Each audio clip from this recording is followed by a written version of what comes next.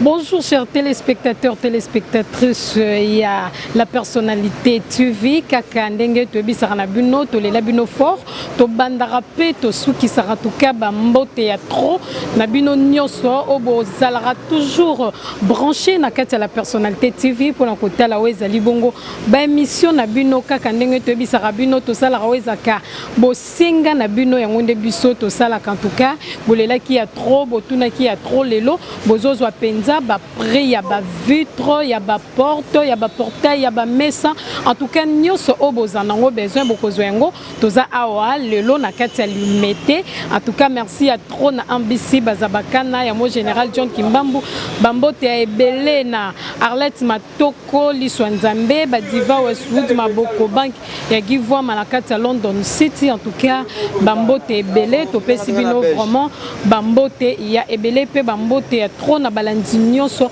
ya la personnalité TV et longo na Vinicien Timba femme noire femme africaine pièce contre pièce na mosala toujours ya kitoko o wapi tozo koba boye baba prix na bino penza obozala ki na yango besoin kaka ndene bisaka bino mbokelengi na kati ya la personnalité TV lelo tozawa na kati ya maison ya ba vitre en tout cas ndene bisaka bino nga na ebaka masolongo bien te mais ezali kambo ya makilande papa na biso obete la biso penza masolo ya wetali ba vitre bokoye baba prix nango kande to bisaka bino bo salaka penza po biso tozala biso pe to salaka po bino bozala boye baba prix ya ba porte ya ba portail ya ba biloko nyonso oboza nango sans plus tarder, n'a pas directement maloba et puis papa nanga mbote papa.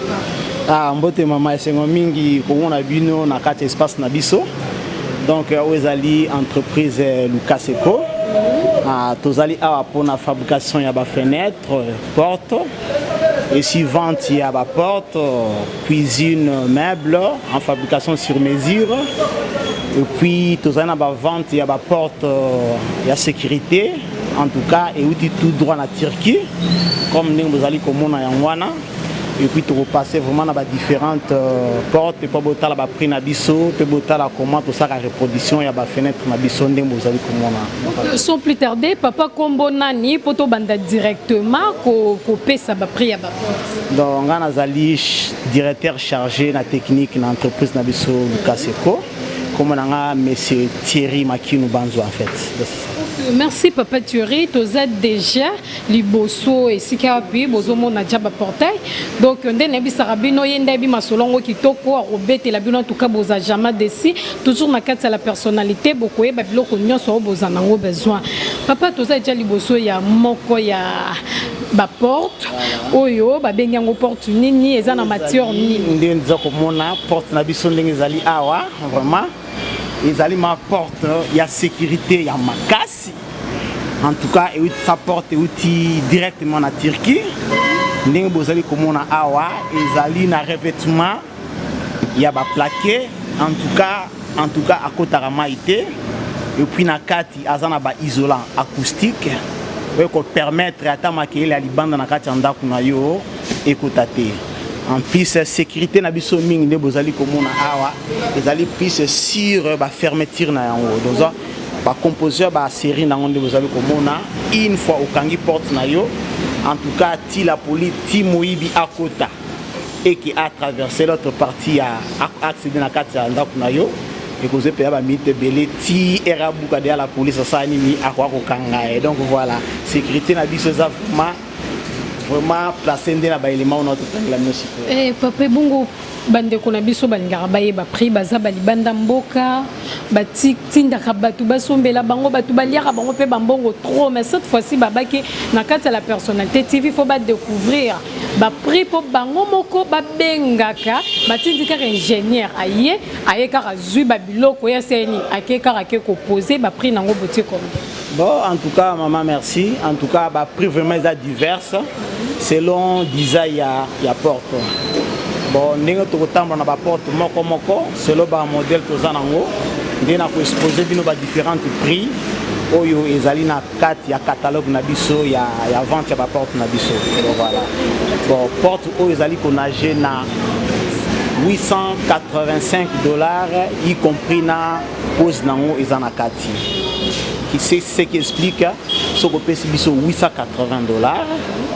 To futu le transport, to pesi ba agent na biso, ba ki ba fixer yo, biso to silani.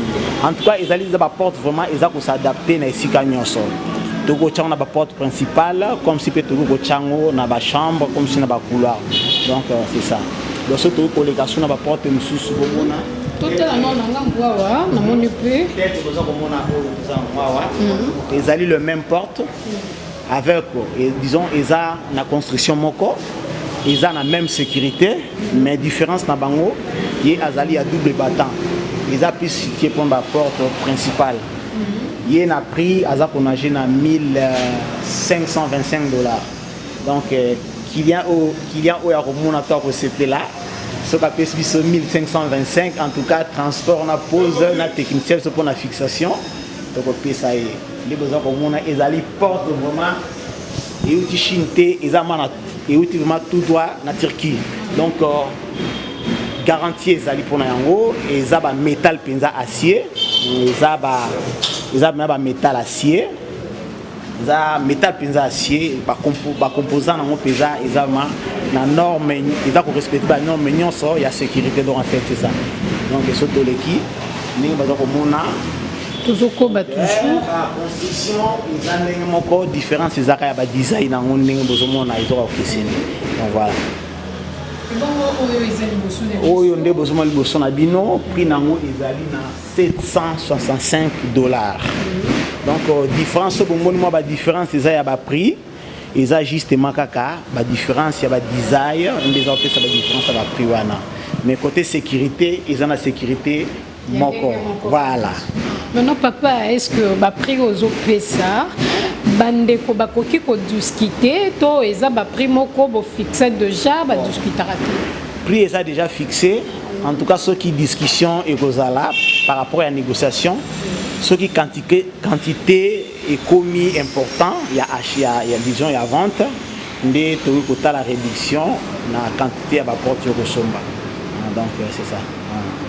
Bandeko Balanzi, j'espère bozomo na déjà tozo mekakokota to tala lisusu ba biloko mususu ba biloko ezali vraiment et belé pensa papa betela biso su masolo na kati awa biloko nini na nini vraiment ezali ao bandeko ndenge na ute ko sabino ne bandeli toza na kati ya toza na ba service ya vente ya ba porte importée. La porte à sécurité à ma casse pour la bande pour bino. À part wana, nous allons pour la fabrication ya ba fenêtre en aluminium. Nous allons fabriquer sur mesure. Donc client sokoye ndakuna yo namba cha ba fenêtre té. Ba gens na biso bazali à basi comme ya mibali ba osala descente sur terrain. Ba kozolo ba mesure to calculer la surface na singeli to fabriquer sur mesure par rapport ya coût ya biso ya main d'œuvre. Na kuna biso ya fabrication ba fenêtre ndenge constituer penza pour ya marché na yo et puis ba gens na biso ba okita sur le terrain ba fixer le yo neka ezalaka biso to silani. Donc en fait tozo luka kokota déjà to la kisabino lisusu sika penza bazo fabriquer bango moko ba porte ainsi que ba fenêtre quand ndene bisarabino mbokeleng na kata la personnalité TV bozala jamais déci bozala toujours branché bosala ndenge to sala rapport na ko découvrir ba biloko kitoko na kata la personnalité TV. Nabaki tozo kota déjà na kati maintenant toza déjà na kati ya usine sika vraiment bazo fabriquer nobi ke makelelo bozoyo kawana eza bruit d'ambiance ya musala en tout cas papa betela biso su masolo awa bo fabriquer babiloko nini penza nani. Bon ça fait donc dès na hôtel bakane bandeli toza pena diversité ya ba services ali awa na kati entreprise na biso Lucas Eco de au besoin comme on a liboso c'est un ba technicien sur Lucas Eco il y a plus chargé dans ma fabrication il y a la métal donc on fabrique ba porte il y a métal ba garde-fou il y a métal bah, porte métallique et puis bah, antivol, bah, rampe escalier en métal et tout consort. Oignon, c'est les libendés. Voir même les bonbons à charpente, les colo charpente métallique. Ils sont peut réalisation en haut. Ceux qui besoin les alliés pour nous servir bino, n'a pas besoin de bino pour nous étaler fabrication de fenêtres, portes, garde-fous, rampe escalier, garde-corps et puis bah charpente na bino métallique, bah mausolée na bino ndenge bokolinga, bah payotte na bino na ba parcelle na o étali matière biso to ça là lokola acier. Lucas Seko azawa na disposition na bino pour na reproduire bah besoin na bino na o étali acier. Donc en fait c'est ça. Namoni lokola aboza vraiment tout terrain bongo ba porte na bino ba aluminium yango e bandara penza na ba combien pour na komeka koebisa bandeko bazali bon ndenge tout est à côté de la calamité. Donc il suffit to mano espace au biso to occuper. Donc espace au biso to occuper na ndako na yo tel que ba espace vide oyo yo na ndako na otiki rokota fenêtre, rokota porte, rokota licarne, rokota rampe escalier, rokota meuble de cuisine. Soko bengi biso entreprise Lucas Seko to kita sur les terrains, to ça la évaluation ya besoin na yo, to calculer sur mètre carré, to facturer mais mètre carré na biso na o etali aluminium. Biso te na musikate au pèse biso à $110. Paf. En tout cas, tout ça un service après-vente. Donc, ça, tu fabriques le bilo qu'on a yo. Disons, tu repères ça yo. Garantie mon corps. Ce qui n'a le garantie n'habite et c'est puisé et que l'eau comme un baby. En tout cas, tu zongeli client. Tu aussi de ça en plus, biso service n'a biso zaka 70 heures. Ce qui pèse sur moussa, quelle que soit quantité, et les candés 1000 T, mais à partir de 100 pièces déjà, dans 72 heures. Donc ça se commande de le bureau nanda pour te fixer. Donc en fait c'est ça. En tout cas, bandeko balanza la personnalité TV, no biko boze belé bokota déjà, bandeko bafandra na limité ou bafandra wapi bokota déjà parce que bomona po bomona babiloko na bino kitoko ndenge bolobaki na moni que toza dia na kati bozozo vraiment babiloko na bino nyonso ndenge ezaleli. Papa pour na rokena mon souk siko émission na biso bandeko balanza la personnalité TV bango balinga ba moi ba détail et pesi biso vraiment numéro ya téléphone exact soki ba bengi ba kozwa yo na facilité. OK. En tout cas merci mingi pona yango. Biso tozali nanu na commune ya Limete industrielle Limete Funa.